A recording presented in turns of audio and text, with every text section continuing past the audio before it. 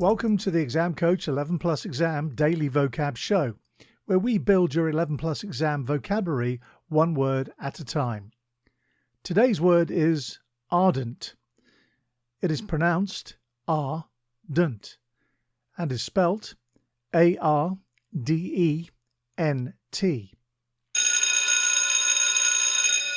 Before we get into today's word, if you're taking your 11 Plus exams this year, we're here to help.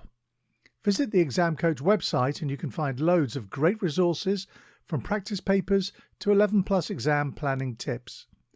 Remember to take a look at the upcoming courses and workshop schedule. At weekends and over the school holidays, we help children master their 11 Plus exam skills in order to gain entry to their first choice grammar or independent school. Now, back to today's word. Ardent is an adjective that means enthusiastic or passionate.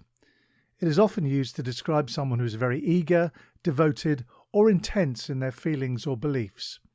For example, you could say, the fan was an ardent supporter of his favourite football team, or she was an ardent advocate for animal rights.